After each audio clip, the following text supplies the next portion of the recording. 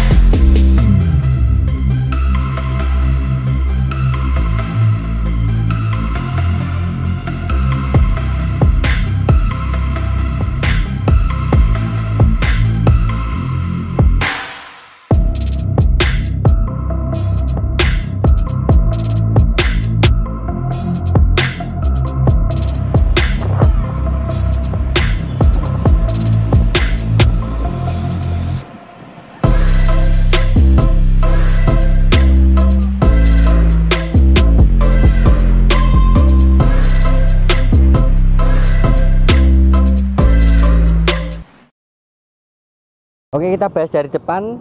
Masih sama L300 seperti ini lagi. Ini yang kondisi standar sudah cukup. Dia modelnya nggak kemakan zaman ya, karena modelnya kotak, nggak modern, nggak ada facelift. Tetap seperti ini. Nggak usah panjang lebar saya menjelaskan. Untuk lampu dan lampu kotanya masih sama seperti yang lama. Dia masih pakai halogen biasa. Lampunya kristal biasa. Di sini terdapat kisi-kisi, terus lampu sen masih di bawah. Yang sini untuk sensor biar dari samping terlihat oleh pengendara samping. Dia spion masih sama, yang spion biasa belum retract. Yang sisi kiri sama, dia lebih panjang ke depan, gak ada perubahan sama sekali. Untuk wiper masih biasa, yang biasa ini karena wiper seperti ini dia murah ya.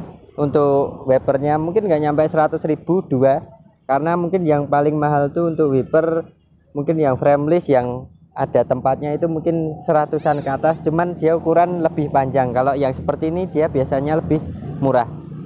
Terus masih sama di sini, dia yang udah power steering, diesel, Coil T. Dan untuk L300 ini dia mempunyai tenaga 74 PS dan torsinya 147 Nm. Jadi kalau untuk muatan berat dia sangat kuat. Dan ini yang versi box. Kalau yang sebelumnya dia versi pickup, basicnya sama, cuman berbeda di box sama di yang sebelumnya saya review mungkin yang pickup. Kalau yang box dia seperti ini modelnya. Dia yang model box aluminium, ada juga yang model box pendingin dan macam-macam, karena semua sesuai kebutuhan seperti itu.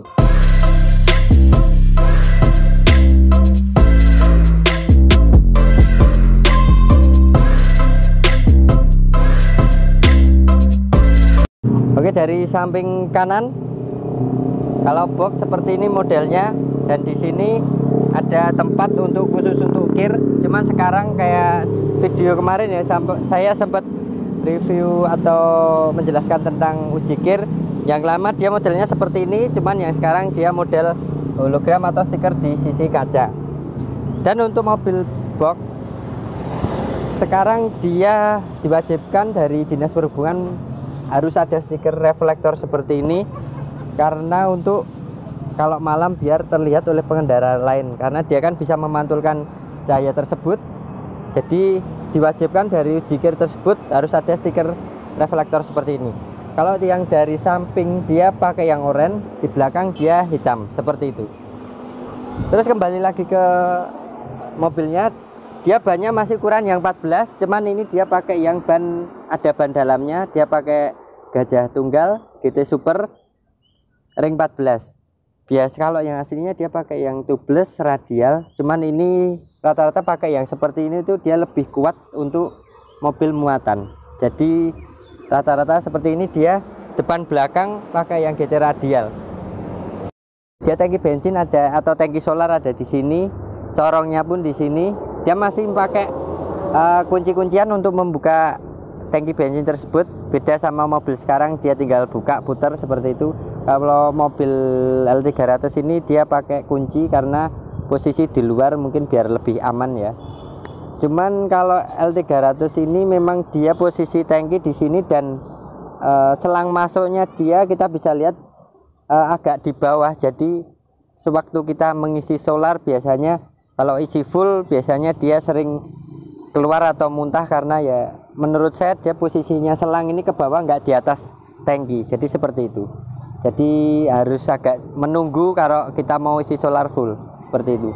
Dan untuk L300 ini dia nggak perlu pakai solar yang bagus karena dia pakai biosolar pun mesinnya mampu seperti itu. Makanya banyak perusahaan-perusahaan besar tetap memakai mobil ini karena memang kalau barunya mungkin lebih agak mahal dibanding seperti Daihatsu Grand Max atau lainnya. Cuman untuk bahan bakar dia lebih murah karena dia bisa pakai biosolar, dan untuk kapasitasnya pun bisa muat banyak. Biasanya orang lebih suka pakai L300 daripada dia pakai engkel karena mungkin engkel muatannya selisihnya nggak jauh dengan dia. Karena untuk seumpama kita ke tol mungkin atau ke dalam kota mungkin untuk estimasi operasional biaya pun lebih murah ini, dan kapasitasnya pun nggak berbeda jauh seperti itu. Atau mungkin naik kapal penyeberangan mungkin kalau engkel lebih mahal dan ini lebih murah, jadi mungkin operasionalnya bisa lebih menekan operasional seperti itu. Terus dari ban sama ya, ini ditambahin well dop karena velgnya aslinya kaleng seperti itu. Terus ini di sini ada talang air. Dari belakang dia ya ini dia reflektor yang dari Dinas Perhubungan, dia pakai warna merah, harus dipasang karena dia berfungsi di malam hari. Dan ini untuk versi box dia ada 2 tuas ya. Biasanya satu aja yang dikunci sini karena satu sini penguncian dari yang pintu sebelah. Jadi modelnya seperti ini, ya model aluminium, dan di sini ada kisi-kisi seperti ventilasi biar nggak terlalu panas di dalam box seperti itu. Dan untuk lampu L300 masih sama model biasa seperti ini. Lampu mundur, lampu rem sama lampu sen sama yang sini. Rata-rata dikasih seperti apa ya? Kalau rumah tuh teralis gitu ya. Jadi biar mungkin sewaktu dia mundur kalau kena benturan apa lampu dari lampu belakang ini dia tetap aman. Dan ini sudah ditambahin bumper belakang. Ini bisa jadi multifungsi untuk pengaman belakang sama untuk naik turun si supir ini atau orang yang bongkar muat barang. Jadi cukup fungsional untuk bumper ini. Posisi plat nomor masih sama di sini beserta ban serep ada di bawah sini. Mobil ini dia belakang pakai per daun. Biasanya ada yang ditambahin per daunnya biar dia lebih kuat. Kalau yang depan untuk L300 ini dia memakai shockbreaker yang double wishbone, jadi dia lebih empuk, kosong sewaktu kendaraan kosong maupun kendaraan ada isinya atau muatannya lumayan banyak. Kelebihannya menurut saya itu jadi dia pakai suspensi double wishbone itu kita mengendarainya itu nyaman begitu. Oke, dari sisi interior, dalam interior sama seperti yang udah ada di video saya sebelumnya. Posisi mengemudi dari L300 ini menurut saya cukup nyaman. Dia kursinya cukup tebal dibanding mobil pickup lainnya dan sandarannya cukup nyaman. Yang posisi driver dia bisa maju mundur, cuman nggak bisa reclining, udah mentok seperti ini. Cuman kalau yang di sisi penumpang dia nggak bisa maju mundur, paten. Dan untuk posisi mesin dia di bawah sini. Terus ini bisa dimuat untuk 3 orang. Terus dia nggak ada untuk sandaran kepala. Terus ini dia nggak ada untuk pegangan tangan, cuman untuk dari sisi penumpang ada sun visors, hanya ada di sisi pengemudi.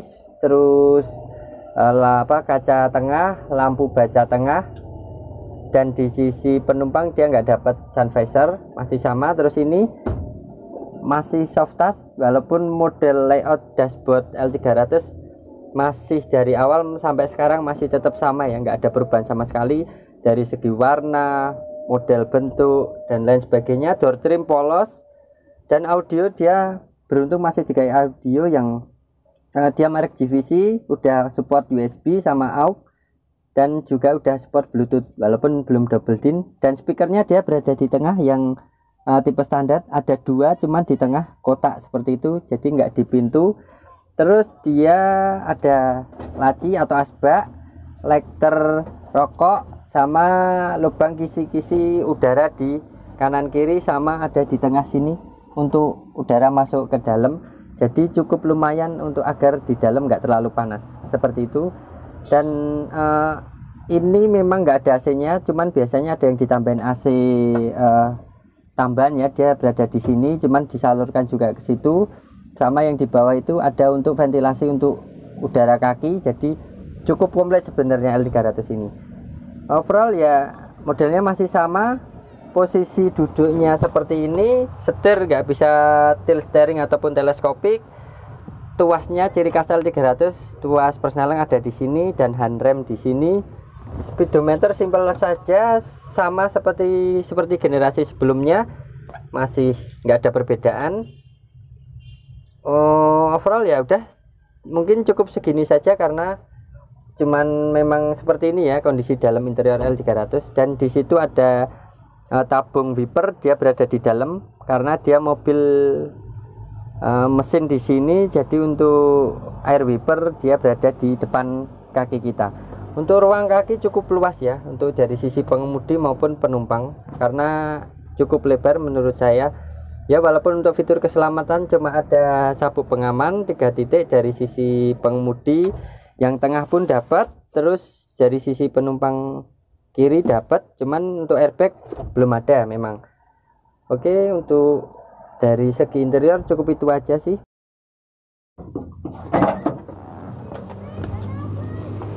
Oke, mungkin cukup sekian video review L300 yang standar dari saya.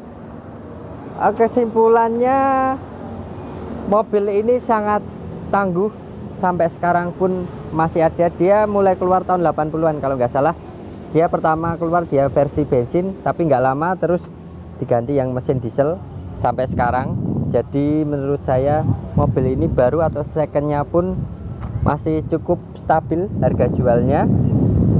Dan jika kalian pakai mobil ini tuh sebenarnya apa ya istilahnya, dia tuh nggak rusak-rusak, hampir sama seperti Kijang, seperti itulah. Dia tuh bagaimanapun medannya, dipakai model apapun dia tetap awet. Komponen-komponennya, spare partnya murah, banyak, melimpah, tenaganya dapat.